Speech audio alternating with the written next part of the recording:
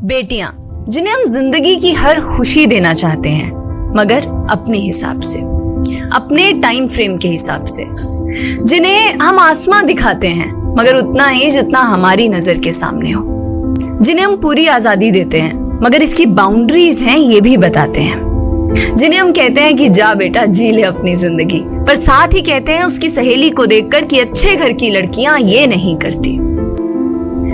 लगाकर के सारी ही पाबंदियां उड़ने को कहते हो उनसे यहाँ, विरासत में जिनको मिली बेड़ियां उनको कहते हो तुम सब यहाँ बेटियां।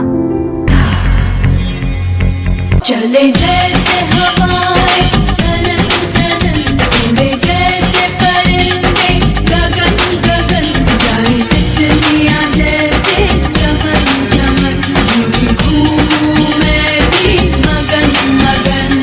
एक वक्त था जब यही कह के समाज औरतों को पढ़ाई के लायक नहीं समझता था। आज भी ज्यादातर लोग यही समझते हैं। और बाय द वे, आप किस बराबरी की बात कर रहे हैं सर? आपको क्या लगता है कि कुछ औरतों ने लिख पढ़ क्या लिया, उनकी और मर्दों की जिंदगी एक बराबर है?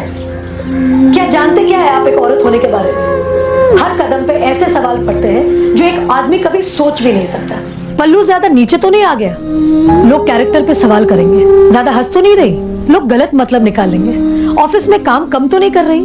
लोग औरतों की बस की बात नहीं है ये कह के प्रमोशन रुकवा देंगे।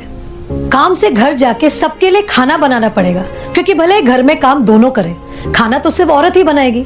आदमी रात भर काम करे तो घर वाले कहते हैं कितना काम करना पड़ता है बेचारे को। औरत रात भर काम करे, ऐसा कौन सा काम आ गया जो रात भर करना पड़ता है? इसके अलावा हमें रोज ऐसी चीजों के बारे में सोचना पड़ता है जो सिर्फ और सिर्फ एक औरत ही समझ सकती है। ब्रा का स्ट्रैप तो नहीं दिख रहा, वो जो तब से घूर रहा है कुछ उल्टा सीधा तो नहीं करेगा?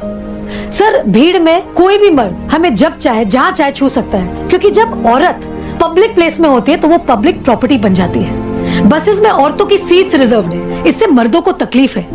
कहते हैं बराबरी भी चाहिए और रिजर्वेशन भी। अरे जब हर महीने आपके बदन से पानी की तरह खून बहेगा, सर फटेगा और पैर फूल जाएंगे ना, तब हम औरत मर्द की बराबरी की बात करेंगे। इसलिए कृपा करके औरतों को क्या करना चाहिए और क्या नहीं, इस पे अपनी एनर्जी बर्बाद न करके औरतें क्या चाहती है उन्हें वो करने का मौका तो मिलता रहे, इसके बारे में हमें सोचना चाहिए। बराबरी तो बहुत दूर की बात है सर, फिलहाल हिस्सेदारी मिल जाए ना, वो ही बहुत है। रंग तेरी रीत का, रंग तेरी प्रीत का, माए तेरी चुनरिया लहराए, जीना जीना रे उड़ा गुलाल, माए तेरी चुनरिया लहराए। बेटी बचाओ बेटी पढ़ाओ का नारा देने की नौबत एक सोसाइटी में क्यों आई है? ये सवाल अपने आप से नहीं पूछेंगे आप?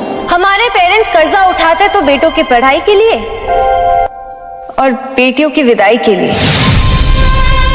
हमारी सोसाइटी में आज्ञाकारी सबसे बड़ा टाइटल है जो एक औरत को मिलता है, बहू हो या बेटी, क्योंकि उसे सिर्फ और सिर्फ एक आदमी का कहना मानना होता है। एक लड़की अपनी जिंदगी में क्या करना चाहती है, कैसे जीना चाहती है, उसके लिए उसे किसी आदमी की परमिशन लेने की जरूरत नहीं होनी चाहिए। उस दिन जेंडर इक्वालिटी होगी। मेरी पहचान मैं हूँ।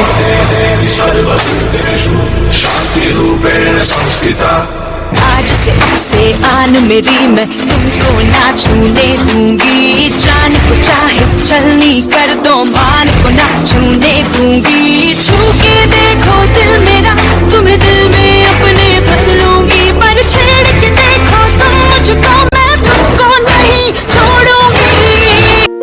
रुको रुको रुको, एक प्रश्न का उत्तर तो देते चलो। अंधन को आंख दे, कोढ़न को काया, आंजन को पुत्र दे, निर्धन को माया। चलो आज तो बता दो, बांझन को पुत्र क्यों, पुत्री क्यों नहीं? अरे बेटू, इतनी गहरे में कभी किसी ने सोचा नहीं ना। यही तो प्रॉब्लम है, लोग मतलब की बात समझ लेते, बात का मतलब नहीं समझते। I got it पापा। बांझन को पुत्र दे, पुत्री क्यों नहीं? लड़की अपने पापा को छोड़ के चली जाती है, करेक्ट? Okay, one question. लड़की का मायका होता है, ससुराल होता है, फिर घर कहाँ होता है पापा? घर कहाँ होता है पापा? घर कहाँ होता है पापा? कहाँ होता है पापा? कहाँ होता है पापा? बेटी होना आसान नहीं होता सर। दोनों घर की जिम्मेदारी संभालने के बाद भी बेटी का अपना खुद का घर नहीं होता है।